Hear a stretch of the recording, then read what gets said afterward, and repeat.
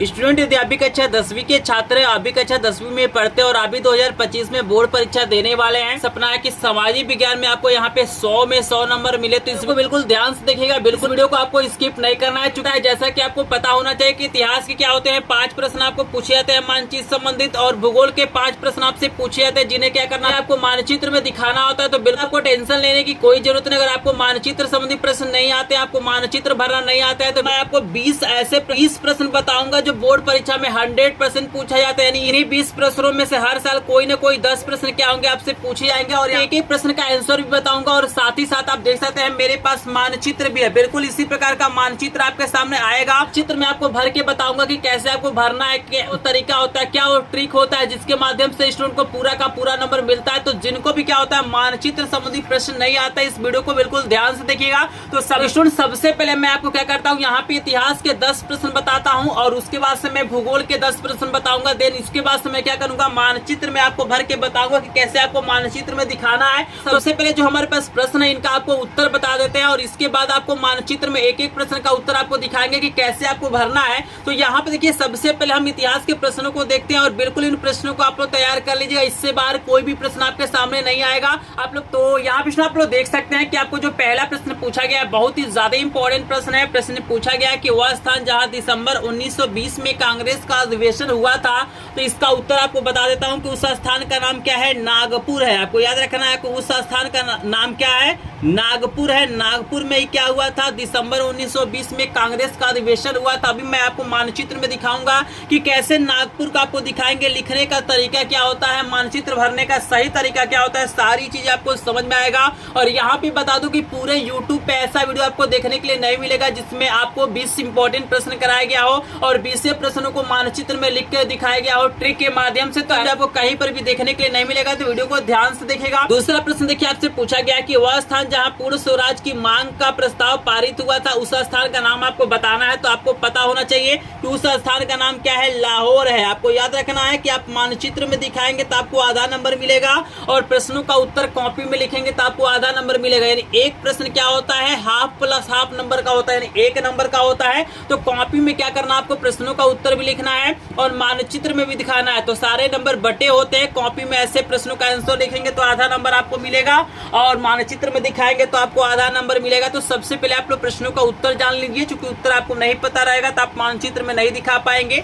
तीसरा प्रश्न देखिए इतिहास से संबंधित आपसे पूछा जाता है कि वह स्थान जहाँ पे जलियांवाला बाग हत्याकांड हुआ था। तो आप सभी को पता होना चाहिए कि जलियांवाला जो बाग हत्याकांड हुआ था वो अमृतसर में हुआ था।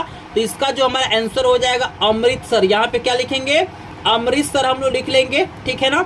चौथा प्रश्न देखिए बहुत ही ज्यादा इंपॉर्टेंट ये भी प्रश्न है कि वह स्थान जहाँ किसान सत्याग्रह हुआ था उस स्थान का नाम बताना है। तो किसान जो सत्याग्रह हुआ था चंपारण में हुआ था, तो यहाँ पे हम लिख लेंगे चंपारण में। कॉपी में भी क्या करना, आपको आंसर लिखना है, तभी आपको पूरा का पूरा नंबर मिलेगा। फिर पांचवा जो प्रश्न हमसे पूछा गया है वो देख सकते हैं, पूछा गया है कि उत्तर प्रदेश का वह स्थान जहाँ से असहयोग आंदोलन की शुरुआत हुई थी, उस स्थान का नाम हमारा क्या है, प्रयागराज है। आप चाहे तो इलाहाबाद भी लिख सकते हैं, इलाहाबाद, ठीक है ना। इसी का नाम हमारा क्या है अब रखा गया है, प्रयागराज रखा गया है। तो यहाँ पे हम प्रयाग राज भी लिख लेते हैं, ठीक है ना। तो उस स्थान का नाम क्या है, इलाहाबाद यानी प्रयागराज है। और यहाँ पे 6 नंबर का प्रश्न देखिए बहुत ही ज्यादा इंपॉर्टेंट है। लगातार ये प्रश्न पूछा जाता है कि सर्वप्रथम नमक कहाँ बनाया गया था। आपको बताना है कि सर्वप्रथम जो नमक बनाया गया था वो कहाँ पे बनाया गया था।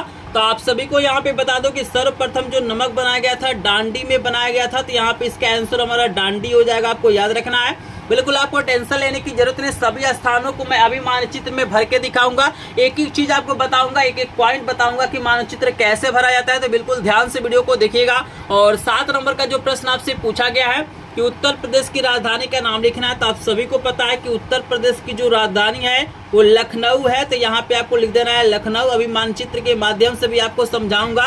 तो लखनऊ हमारा क्या हो जाएगा, उत्तर प्रदेश की राजधानी हो जाएगा। तो 7 प्रश्न मैंने आपको बता दिया है। और 8वां प्रश्न हमारे सामने दिया गया है कि वह स्थान जहाँ सर्वप्रथम सविनय अवज्ञा आंदोलन हुआ था, यानी सविनय अवज्ञा आंदोलन का प्रारंभ हुआ था। तो आप सभी को बता दूं उस स्थान का नाम हमारा दांडी है। तो दांडी को अभी आपको मानचित्र में दिखाऊंगा कहाँ पे है। फिर 9 नंबर का प्रश्न आपको तैयार करना है कि वह स्थान जहाँ चंद्रशेखर आजाद शहीद हुए थे, तो उस स्थान का नाम आपको पता होना चाहिए कि इलाहाबाद है, ठीक है ना। इलाहाबाद लिखिए।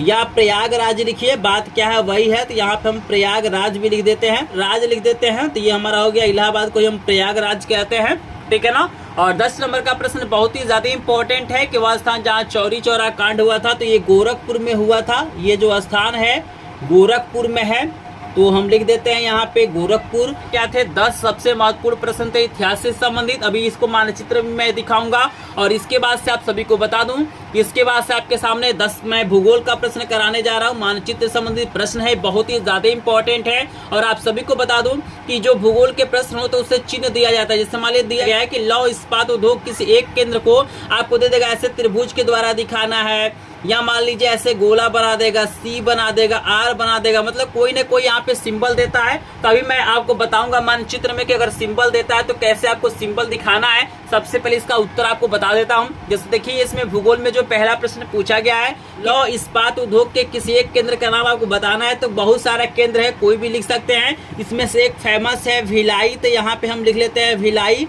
अभी मानचित्र में भी आपको दिखाने वाला हूँ कि कैसे आपको दिखाना है। आपको तैयार करना है कि नरौरा परमाणु केंद्र किस राज्य में स्थित है, तो ये आंसर हो जाएगा। ये जो किस राज्य में पूछा गया तो उत्तर प्रदेश में स्थित है, तो यहाँ पे हम लिख देंगे, इसका लिख देते हैं बुलंदशहर में है, तो बुलंदशहर। और ये किस प्रदेश में है, तो उत्तर प्रदेश, चूंकि हमसे पूछा गया है कि किस राज्य में स्थित है, तो ये हमारा क्या है उत्तर प्रदेश में हमारा है, राज्य का नाम क्या है उत्तर प्रदेश है, और बुलंदशहर में, तो इसका उत्तर ये हो जाएगा। तीसरा प्रश्न बहुत ही ज्यादा इंपॉर्टेंट है, पूछा गया टिहरी बांध किस नदी पर निर्मित है, तो आपको बहुत इंपॉर्टेंट प्रश्न, इसका जो आंसर हो जाएगा भागीरथी, यहाँ पे लिख देते हैं भागीरथी एवं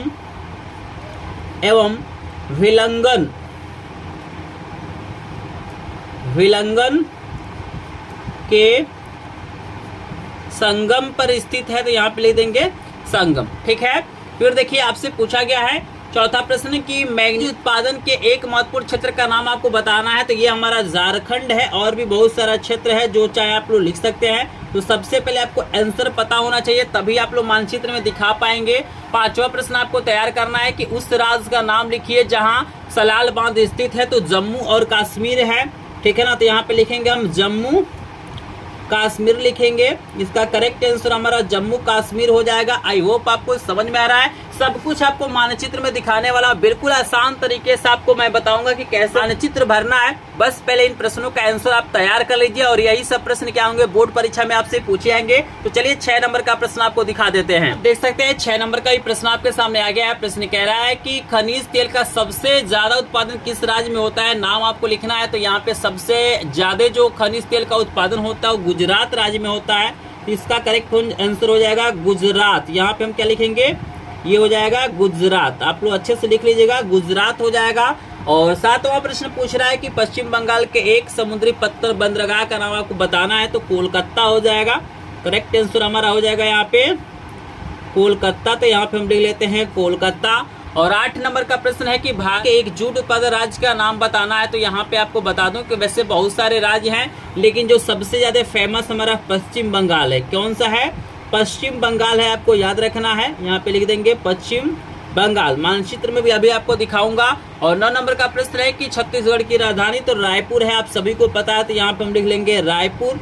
और ये 10 नंबर का प्रश्न आपसे बहुत ही ज्यादा इंपॉर्टेंट पूछा गया है, वेरी वेरी इंपॉर्टेंट प्रश्न है बोर्ड परीक्षा 2025 के लिए। तो जिनको भी सामाजिक विज्ञान में बढ़िया से बढ़िया नंबर पाना है, इन प्रश्नों को जरूर तैयार करेंगे। प्रश्न कह रहा है कि महानदी किस सागर में गिरती है, तो इस प्रश्न का उत्तर आप लोग मुझे कमेंट सेक्शन में बताइएगा कि जो महानदी है वो किस सागर में गिरती है। मैं देखना चाहूंगा कितने ऐसे स्टूडेंट हैं जो पढ़ाई को लेकर सीरियस है, वो भी बढ़िया से बढ़िया परसेंटेज पाना चाहते हैं। तो जिनका भी सपना है बोर्ड परीक्षा 2025 में 95% से ऊपर नंबर पाने का, तो इस प्रश्न का आंसर जरूर बताएंगे। सबसे पहले इतिहास के जो हमारे 10 प्रश्न को हम मानचित्र में दिखाते हैं। तो यहाँ पे देखिए स्टूडेंट, यहाँ पे कुछ इस तरह का आपके पास मानचित्र मिलेगा, ये पूरा खाली रहेगा। और यहाँ पे आपको क्या करना, एक जैसे आपको पॉइंट बना के कहीं देगा, इसको आपको दिखाना होगा, कहीं आपको सिंबल देगा, कहीं देगा कि त्रिभुज के द्वारा दिखाइए, कहीं प्लस के द्वारा देता है, कहीं यस के द्वारा देता है। तो बिल्कुल भी आपको टेंशन नहीं लेना है। इसमें क्या होता है, चिन्ह नहीं देता है तो सिंपली आप लोग ऐसे बूंदी करके ऐसे पॉइंट करके आप लोग दिखा सकते हैं। लेकिन भूगोल में आपको चिन्ह देता है, तो चिन्ह में क्या करना, जैसे मान लीजिए इतिहास में यहाँ पे पॉइंट बनाएंगे ना, उसी प्रकार आपको क्या करना, अगर यहाँ पे त्रिभुज का चिन्ह है तो आपको त्रिभुज बना देना है,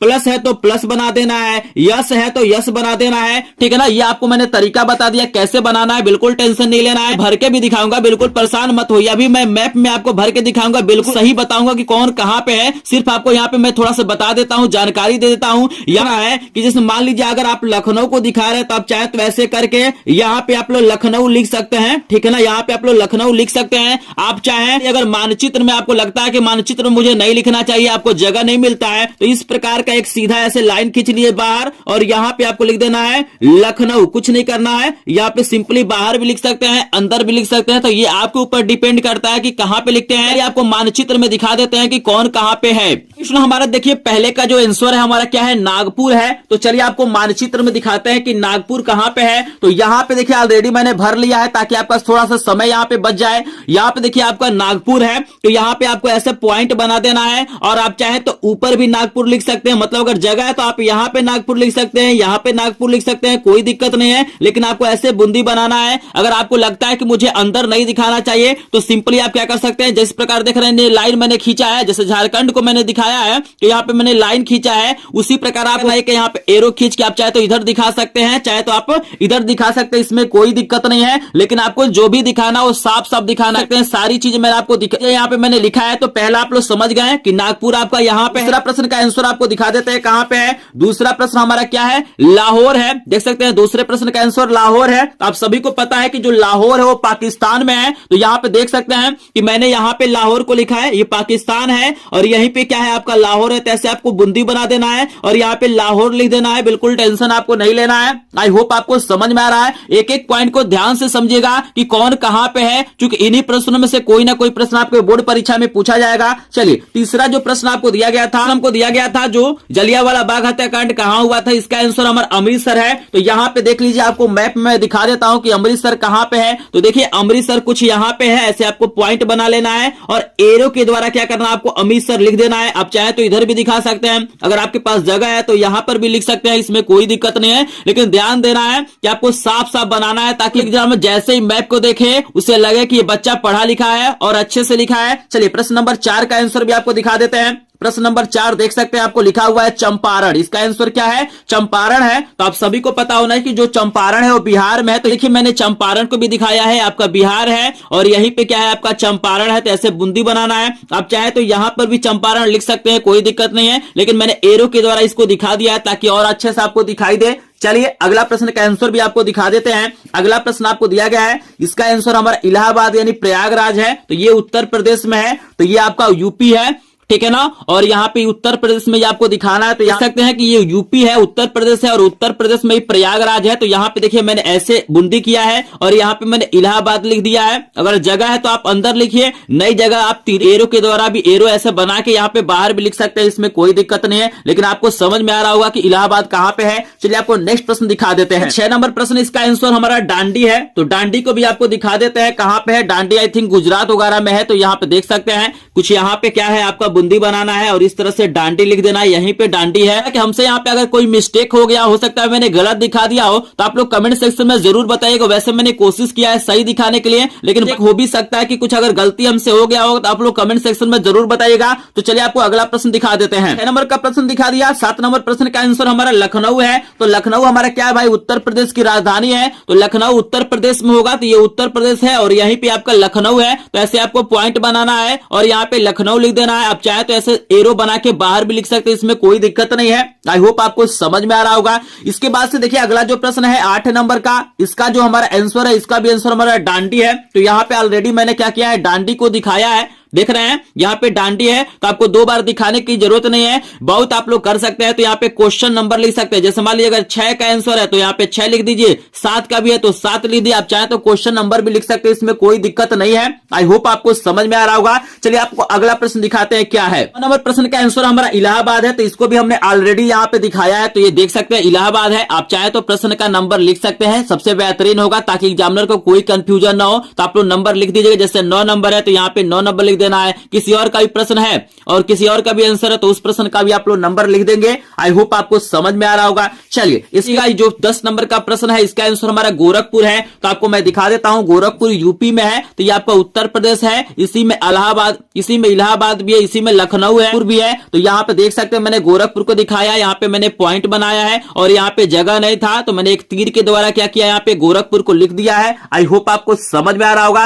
कहीं भी डाउट होगा तो एक बार कमेंट सेक्शन में जरूर बताइएगा। चलिए आपको नेक्स्ट प्रश्न दिखा देते हैं। तो यहाँ पे हमारा इतिहास का प्रश्न 10 खत्म हो जाता है और इसके बाद से हमारा चालू होता है भूगोल का प्रश्न। और यहाँ पे देखिएगा भूगोल के प्रश्न में जो पहला आपको दिया गया है भिलाई दिया गया है और मैंने आपको बताया कि जो भिलाई आपका है वो छत्तीसगढ़ में है। एक चीज और आपको याद रखना है कि इसमें जो प्रश्न आते हैं जनरली यहाँ पे सिंबल देते हैं। जैसे मान लीजिए कहीं त्रिभुज के द्वारा देता है, कहेगा कि लौह इस्पात उद्योग केंद्र को त्रिभुज के चिन्ह द्वारा क्या कीजिए, प्रदर्शित करिए। तो अगर चिन्ह दिया है तो बिल्कुल अभी आपको परेशान नहीं होना है। जहां पे आप ऐसे लोग पॉइंट बना रहे हैं ना, उसके जगह पे आपको क्या करना है, ऐसे त्रिभुज बना देना है। प्लस दिया है तो प्लस बनाइए, यस दिया है तो यस बनाइए, जैसा सिंबल होगा वैसे बना देना है। और बिल्कुल इसी प्रकार क्या करना, आपको नाम लिखना है। तो यहाँ पे आप लोग देख सकते हैं ये छत्तीसगढ़ में भिलाई है, तो यहाँ पे आपको पॉइंट बनाना है और यहाँ पे क्या करना, आपको भिलाई इस प्रकार लिख देना है। अगर त्रिभुज का चिन्ह के द्वारा दिखाना होता है आप लोग त्रिभुज का चिन्ह बना लेते हैं। आई होप आपको समझ में आ रहा होगा। लेकिन भिलाई कहां पे है आपको याद रखना है, बहुत ही ज्यादा इंपॉर्टेंट प्रश्न है। चलिए दूसरा प्रश्न का जो हमारा आंसर है देख सकते हैं बुलंदशहर यानी उत्तर प्रदेश।